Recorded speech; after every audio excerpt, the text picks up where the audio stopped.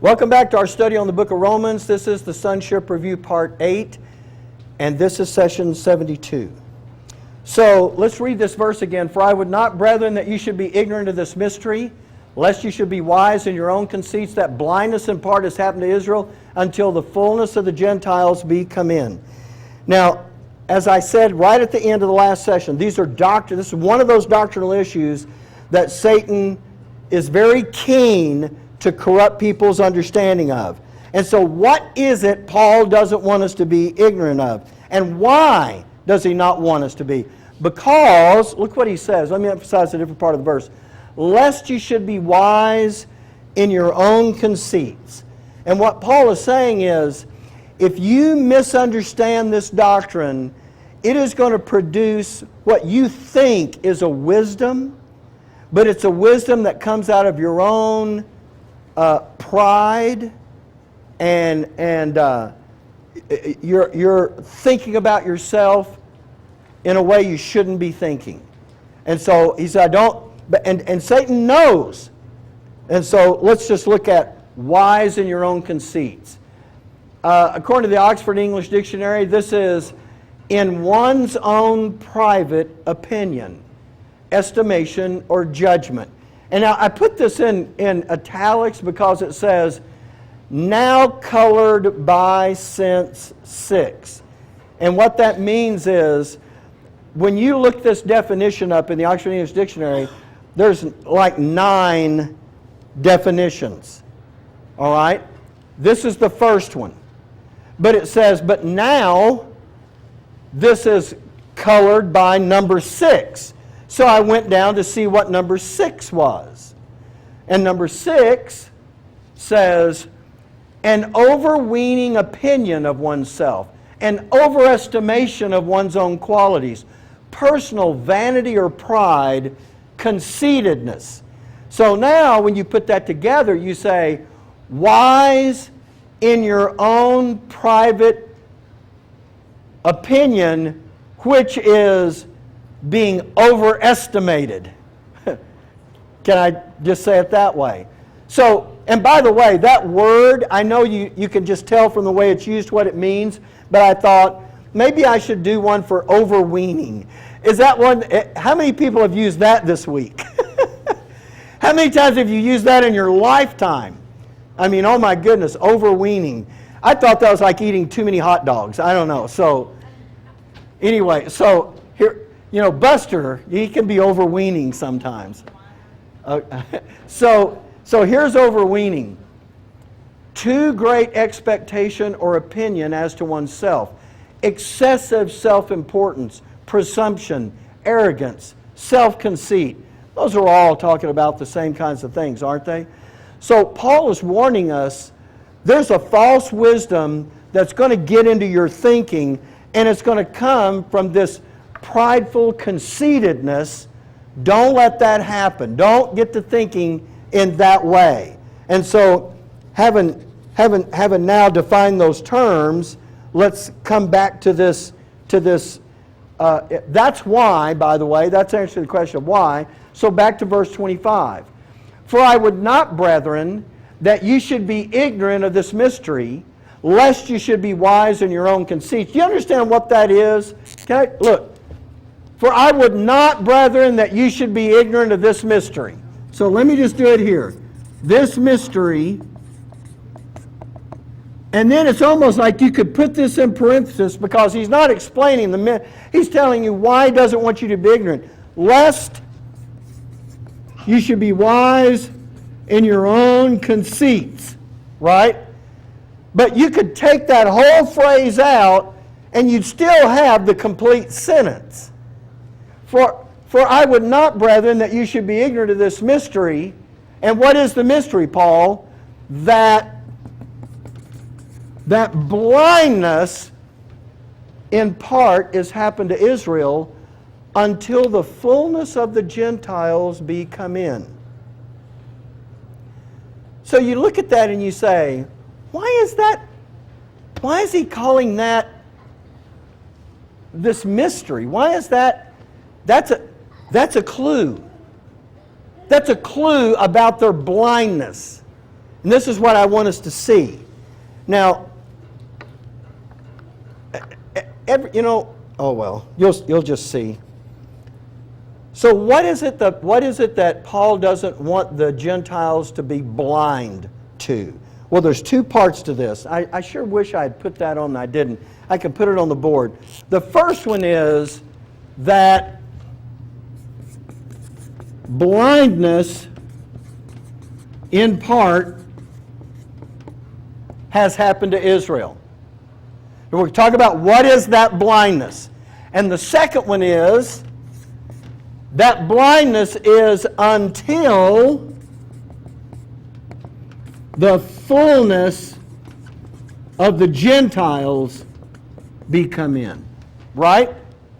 Which tells you, if the blindness is until something, what do you know about the blindness? Yeah, it's not permanent. It's not going to last forever. Everybody see that? So those are two things that need to be understood. And Satan is working to corrupt that. That Israel has suffered blindness in part, and that blindness is only until something else. It's temporary in nature. And so now, what about this blindness? Now this is fixing to get very interesting for some of you. Because we're going to have to go back and look at some things. We'll just do it. So Romans chapter 11 and verse 7. Remember what he said back there. What then? Israel hath not obtained that which he seeketh for, but the election hath obtained it, and the rest were blinded. What? I'm trying to make this a trick. What was it that Israel was seeking for, but they didn't get it because they tried to get it by the law? Thank you. They were trying to be righteous. And he says the election obtained it. They did. They got that righteousness, didn't they? And the rest is what part of Israel? Unbelieving Israel. They were blinded. Blinded to what?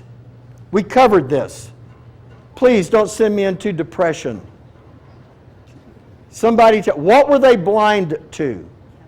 We know how they got blinded. They got blinded by doing what? Huh? Yeah, remember they kept rejecting the truth. And the more you reject the truth, the more you're blinded to it. Okay. But what was that blindness to? What did they get blinded to? Okay, they were blind to the fact that the law couldn't make them righteous, right, Linda? What else? What else in that whole context? What else were they blind to? Just think about it. Don't try to nail it to a specific verse. Just think about what was happening. What else back there? I mean, you know what? You can talk about during Jesus' public ministry. You can talk about during the extension of mercy. They didn't know. They thought they'd keep the law to be righteous. So when Jesus showed up, what else were they blind to? They were blind to God's goodness. But look, don't think about this as the dispensation of Gentile grace. But think about back here during the Israel program, the prophetic program. When Jesus shows up, they couldn't believe what? They didn't believe any of the prophecies. Okay, they didn't believe that Jesus was the Christ, right?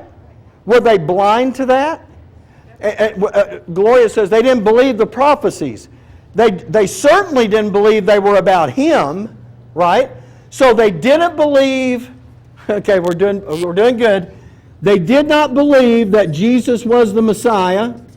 They did not believe that the law could not make you righteous. And one more thing, there's a couple more we could name, but give me one more thing that they were blind to. It kind of has to do with this. Look, it's not just that they didn't believe Jesus wasn't. They didn't. They believed the law could make them righteous. But if you believe this, you believe that you can do something to make yourself righteous. If you believe that, What else is it that you're blind to? Okay, you're blind to God's Jehovahness and grace, that He has to do something for you that you cannot do. And what is the first thing that God's Jehovahness and grace does for them through their Messiah? That they don't think that they're blind to the fact that they need. Okay, that's true. Y'all are giving me right answers, which is very frustrating. But it's not the one I'm after. Say it one. Oh, that's close. Mark says justification. They need their Messiah to function in a particular way. Thanks. That's what I'm after.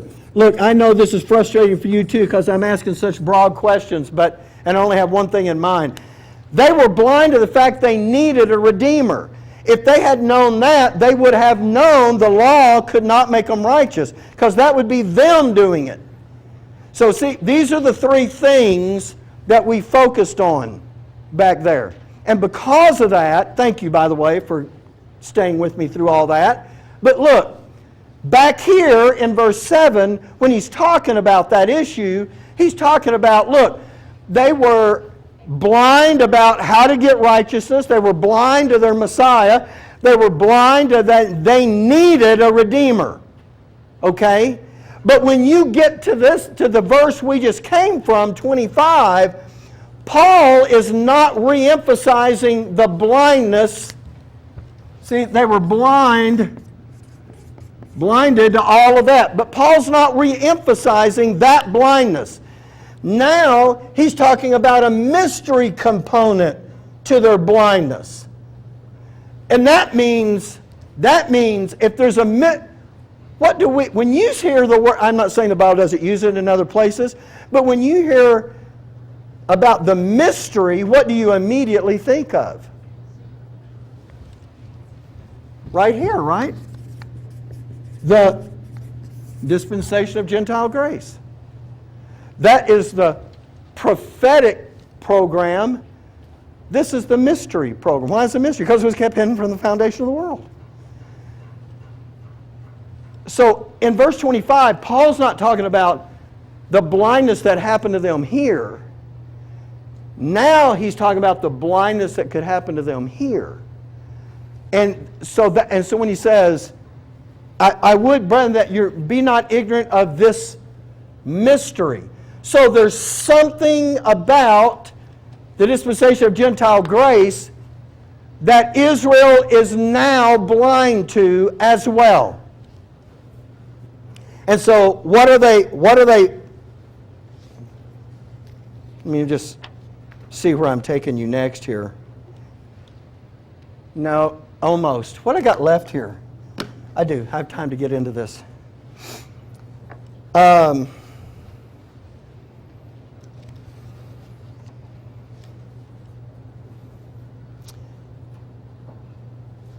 Can you just tell me? No, let me just say it. The blindness that is happening here that Paul is talking about in verse 25, we are going to refer to as a dispensational blindness. In other words, and I know the Bible doesn't use that term. It used the term mystery. But because of the dispensational change, that God is no longer working His program with Israel, but now He's doing something with Gentiles, and Israel has fallen, and because of all of that, Israel is now blind to the things. Can you fill in the blank for me? They're blind to the things. I can go through that again, but I got a feeling it's not going to help you any. What? Okay, yes. They are blind to the things that God is presently doing with us Gentiles. Tell me the other thing they're blind to. These are just major topic headings. They're just two, is all I'm after. Just think about it. Yeah. And they're blind to what God is or is not, as Linda just said, doing with Israel. And that's the mystery component that now gives a whole other area of blindness to Israel. Because they don't, look, isn't it possible? It's not just possible, it's the way it was then, and it still is now. Could Israel be blind to the fact that they are fallen? Could an Israelite still think they are God's chosen people during this dispensation of grace? They do all the time, and not just them. So do Gentiles. And who is Paul talking to when he changes gears back in sorry? For I would not, brethren. He's talking to saved people now at the church at Rome. Don't be ignorant of this mystery. And he's going to talk about that blindness in part that's happened to Israel until the fullness of the Gentiles be come in. Has Satan done very much work to confuse the believing Gentile church about who Israel is and what God is doing with them today? You better believe it. And he's been massively successful. I've got books in my library that are nothing but they go back in history and they show one thing after another about how God has intervened to do something for Israel, or God has brought some kind of calamity on this country because we somehow sinned against God. And I don't mean somehow like we didn't really. This nation sins every day.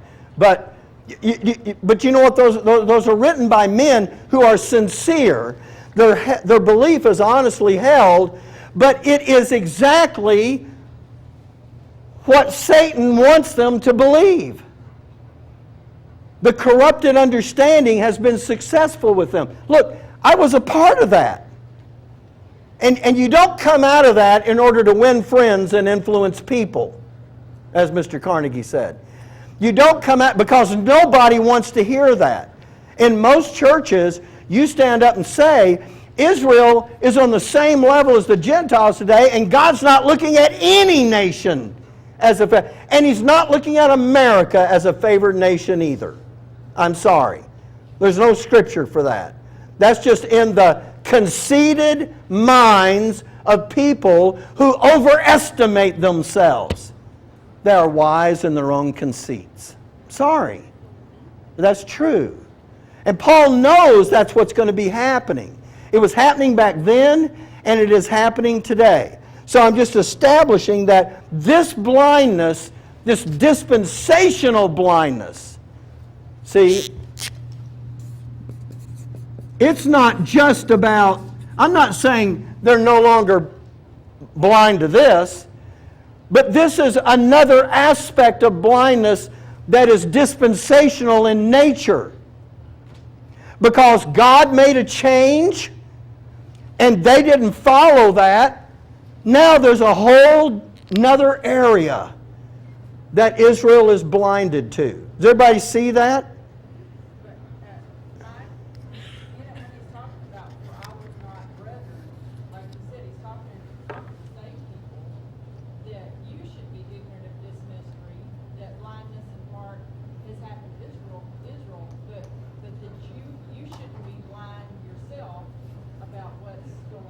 That's right. Yeah. He's not just saying that Israel is blind, you're right. He's saying, you saved people, you need to be aware of this too. So, and by the way, it's funny, isn't it? Lost Israel thinks about it the same way that the saints can think about it. And they both be wrong. Okay.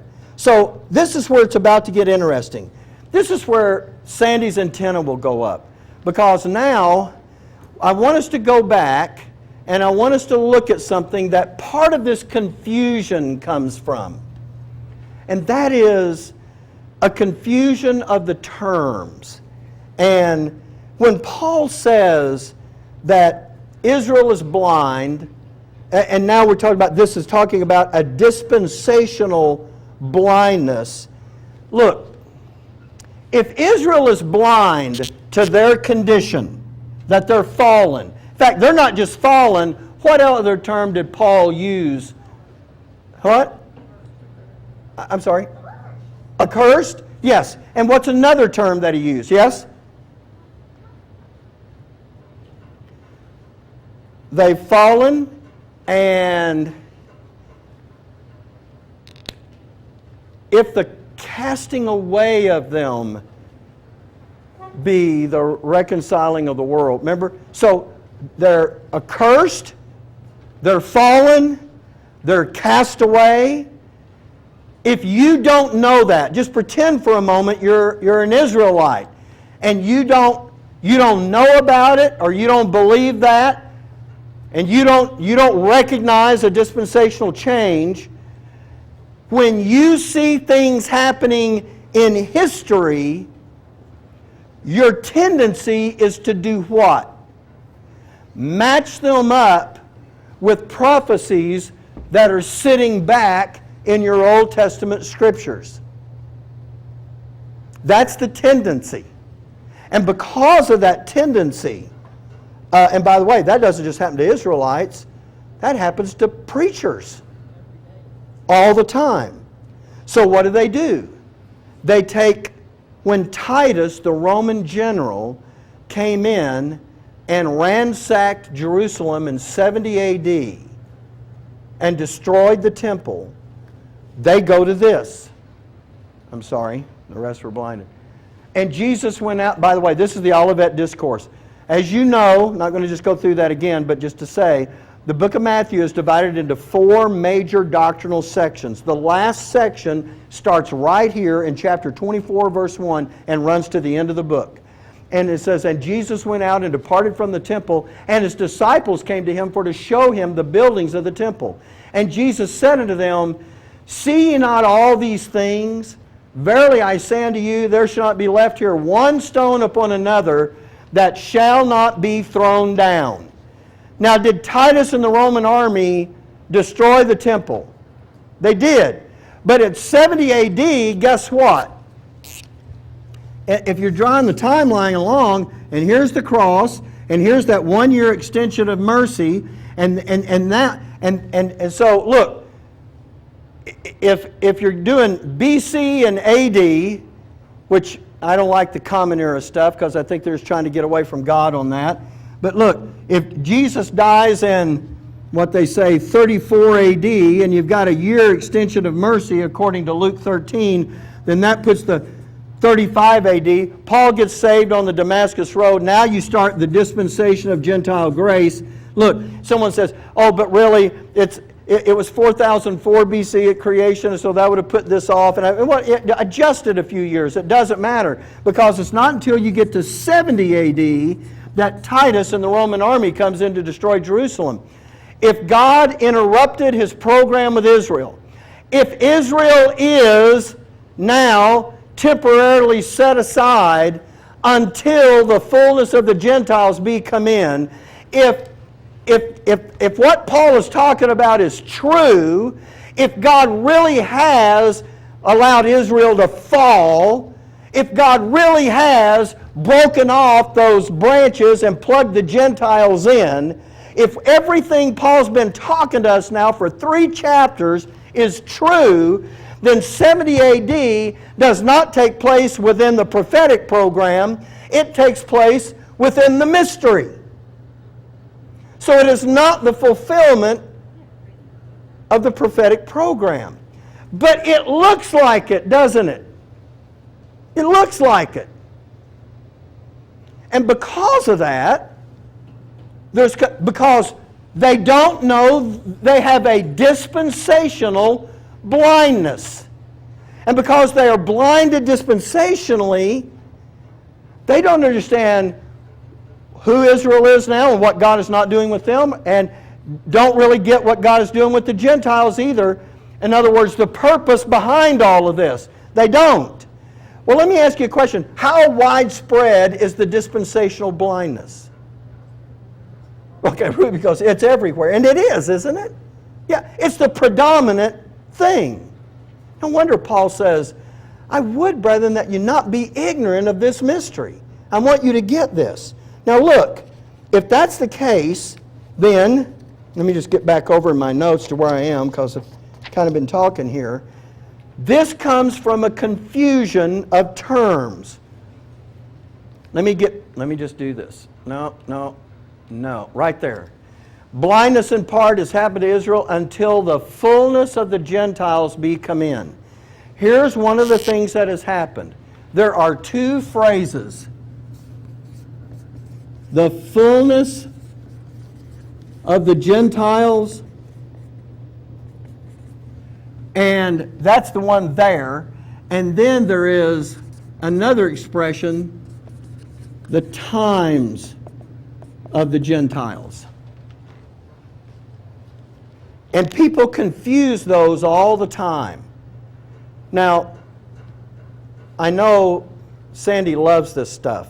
And so every once in a while when I'm studying, I have an opportunity to talk about some of these prophetic issues, and I think about him. And I think, you know what? I should do something on that, just for the fun of it. I mean, I enjoy it too, right? So, this is really for Sandy. But the rest of y'all need to pay attention to this, because really, this is very interesting. And we want to understand it anyway, right? And by the way, I'm not saying Sandy doesn't understand it. I'm saying he really likes this stuff. Okay. So, here we go.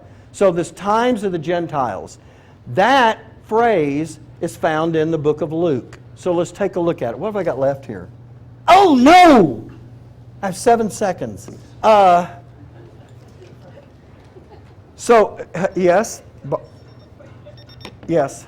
It's also, I can see where the blindness in part is until, but it isn't also in part because it didn't happen to all.